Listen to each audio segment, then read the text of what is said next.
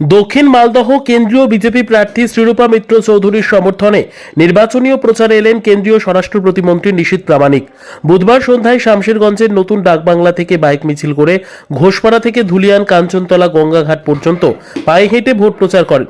প্রচার শেষে ধুলিয়ান মিলন মন্দির পরিদর্শন করেন নিশীথ। এই সময় 5-6 জন তৃণমূল কংগ্রেস ছেড়ে বিজেপিতে যোগদান করেন। পাশাপাশি দক্ষিণ মালদহ লোকসভা কেন্দ্রে শ্রীরূপা মিত্র চৌধুরী বিপুল ভোটে জয়ী হবে বলে জানান তিনি। আজকের ভোট প্রচার র্যালি শেষে ধুলিয়ান টাউন বিজেপি সভাপতি বাপি ঘোষ সাংবাদিক সম্মেলন করেন। সেখান থেকে তিনি কি বলেছেন শুনুন। ব্যুরো রিপোর্ট, দিনরাত স্টার নিউজ।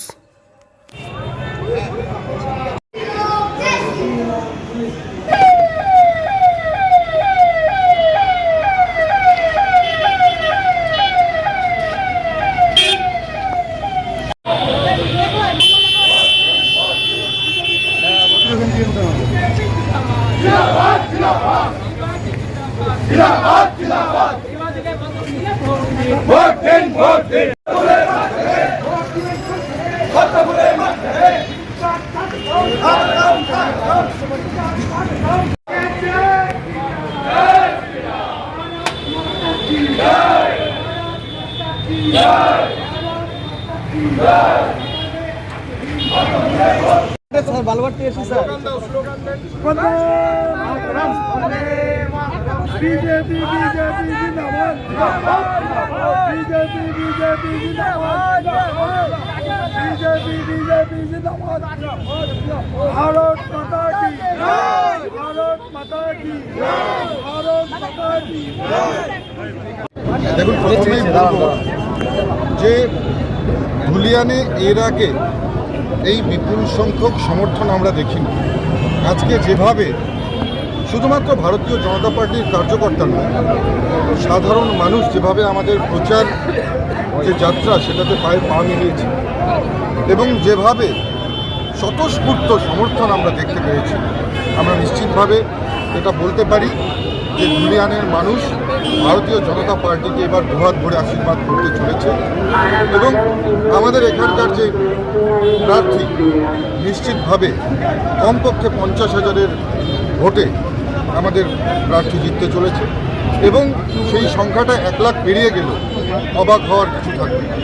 এবং আজকে যে অভূতপূর্ব সারা আমরা ধুলিয়ানের মতন একেবারে যেখানে এর আগে আমরা এই সমর্থন পাইনি, আজকে কিন্তু অভূতপূর্ব যে সমর্থন আমরা পেয়েছি, এর থেকে আমরা নিশ্চিতভাবে বলতে পারি যে ধুলিয়ানে আমরা গত যে নির্বাচনগুলো হয়েছে তার থেকে অনেক বেশি জনসমর্থন, অনেক বেশি মানুষের আশীর্বাদ পেতে। দক্ষিণ মালদায় পদ্ম ফুল ফুটবে, নিশ্চিতভাবে ফুটবে। গতবারই ফুটে যেত, কিন্তু যাই হোক অল্প ভোট ব্যবধানে আমরা আমরা জিততে পারিনি, কিন্তু নিশ্চিতভাবে এবারের নির্বাচনে আমরা বিপুল সংখ্যাগরিষ্ঠতা নিয়ে আমরা এখান থেকে জিততে। দক্ষিণ বাংলা আন্ডারে 450 পরিবার গঙ্গা গর্ভে তলিয়ে গেছে, তারা কোথায় আছে এখনো উল্লেখ নাই। সেই বিষয়ে দক্ষিণ মালদহ লোকসভা কালিয়াচক 3 পাল্লালপুর এলাকায় 2016 সাল থেকে প্রায় 500 পরিবার গঙ্গা ভাঙনে উদা হয়ে গেছে। দেখুন, প্রথম কথা বলবো যে রাজ্য এই ব্যাপারে উদাসীন। আপনারা জানেন যে ল্যান্ডটা স্টেটের ম্যাটার এবং ইরিগেশন ডিপার্টমেন্টও এই ব্যাপারে উদাসীন। কেন্দ্র রাজ্যকে পুরোপুরি সহযোগিতা করবার জন্য তৈরি। বারংবার কেন্দ্র থেকে বহু অর্থ রাজ্যকে পাঠানো হয়, কিন্তু সেই রাজ্য সেই অর্থ সঠিকভাবে যে ইমপ্লিমেন্টেশন প্র্যাকটিক্যালি তারা কিন্তু গ্রাউন্ড জিরোতে সেটা ইমপ্লিমেন্ট করে না। সেই জন্য সাধারণ মানুষ যেমন বঞ্চিত হচ্ছে, পাশাপাশি যারা গঙ্গা উপকূলবর্তী এলাকাতে যারা থাকে, যারা তীরবর্তী এলাকাতে থাকে, যারা ভাঙনের মুখে পড়ছে, তারা কিন্তু এই রাজ্য সরকারের জন্যই একমাত্র বারংবার তারা কিন্তু এই চরম যে তাদের যে বিপর্যয় তাদের মুখোমুখি করতে হয়।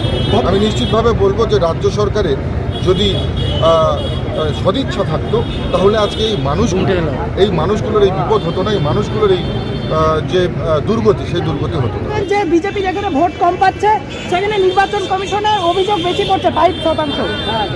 দেখুন, মমতা বন্দ্যোপাধ্যায়ের মস্তিষ্ক বিকৃতি ঘটেছে এবং মমতা বন্দ্যোপাধ্যায় উনি পরিষ্কার জানেন যে উত্তরবঙ্গের মানুষ ওনাকে বিদায় জানিয়ে দিয়েছে। গত লোকসভা নির্বাচনে আমরা 8-7 জিতেছিলাম, এবার উত্তরবঙ্গে আমরা 8টা সিটই আমরা জিততে চলেছি। 8টা কনস্টিটিউয়েন্সি থেকেই এখানে ভারতীয় জনতা পার্টি এমপি নির্বাচিত হবে। এটা জেনেই মমতা বন্দ্যোপাধ্যায়ের মাথা খারাপ হয়েছে।